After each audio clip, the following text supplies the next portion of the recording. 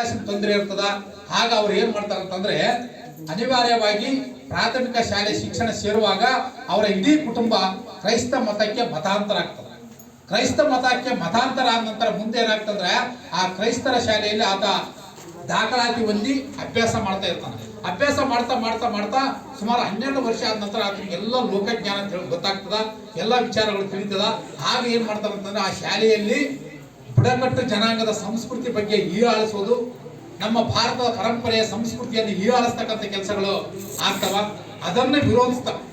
ನಮ್ಮ ಬುಡಕಟ್ಟು ಜನಾಂಗದ ಭಾರತ ದೇಶದ ಜನಾಂಗದ ಒಂದು ಸಂಸ್ಕೃತಿಯನ್ನು ಹೀಯಾಳಿಸ್ತಾರೆ ಮೇಲೆ ಈ ಶಾಲೆನೇ ಬೇಡ ಅಂತ ಆ ಶಾಲೆಯನ್ನು ಬಿಟ್ಟು ಹೋಗ್ಬಿಡ್ತಾರೆ.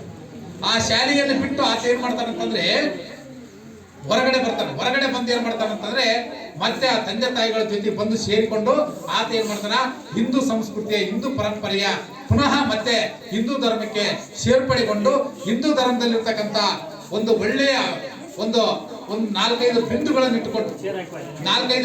ಇಟ್ಟುಕೊಂಡು ಹಿಂದೂ ಸಂಸ್ಕೃತಿಯನ್ನು ಬೆಳೆಸಬೇಕು, ಉಳಿಸಬೇಕನ್ನತಕ್ಕಂಥ ಅವರು ಸಂಕಲ್ಪ ಮಾಡ್ತಾರೆ. ಸಂಕಲ್ಪ ಮಾಡಿದಾಗ ಏನಾಗ್ತದೆ ಮುಂದೆ ಆತ ಈ ಒಂದು ಮತಾಂತರದ ಷಡ್ಯಂತ್ರ, ಭಾರತ ದೇಶದಲ್ಲಿರ್ತಕ್ಕಂಥ ಇಂಗ್ಲೆಂಡ್ ರಾಜ್ಯರ ಆಳ್ವಿಕೆ ಮಾಡ್ತಕ್ಕಂಥ ಕಾನೂನುಗಳನ್ನು ಪಾಲನೆ ಮಾಡ್ತಕ್ಕಂಥ ಪರಿಸ್ಥಿತಿ ನಮ್ಮ ಭಾರತ ದೇಶದಲ್ಲಿ ಅದ. ಇಂಗ್ಲೆಂಡ್ ದೇಶದವರು ಆಳ್ತಕ್ಕಂಥ ಬ್ರಿಟಿಷರು ಆಳ್ತಕ್ಕಂಥ ಈ ಭಾರತ ದೇಶದಲ್ಲಿ ಸಾಕಷ್ಟು ಅರಣ್ಯವಾಸಿಗಳಿಗೆ ಕೆಲವೊಂದು ಕಾನೂನುಗಳನ್ನು ತರ್ತಾರೆ. ಈ ಅರಣ್ಯಗಳೇನೈತಪ್ಪ ಅಂದ್ರ ಸರ್ಕಾರದ ಅಡಿಯಲ್ಲಿ ಬರ್ತಾವ. ಅರಣ್ಯದಲ್ಲಿ ಯಾವ ಬುಡಕಟ್ಟು ಜನಾಂಗದವರು ವಾಸ ಮಾಡಂಗಿಲ್ಲ, ಅರಣ್ಯದಲ್ಲಿ ಒಬ್ಬಿಟ್ಟು ಹೊರಗಡೆ ಬರ್ಬೇಕಂತ ಒಂದು ಘೋಷಣೆ ಮಾಡ್ತಾರೆ. ಇದನ್ನು ವಿರೋಧಿಸ್ತಾರ ಯಾರು ಬಿರ್ಸಾ ಮುಂಡಾ ಅವರು. ವಿರೋಧಿಸಿ ಏನ್ ಮಾಡ್ತಾರ ಅಂತಂದ್ರೆ ಆತ ಕೊಳಲು ಓದ್ತಕ್ಕಂಥ ಸಂಗೀತ ಕಲಿತನ, ಕೊಳಲು ಓದ್ತಾನ.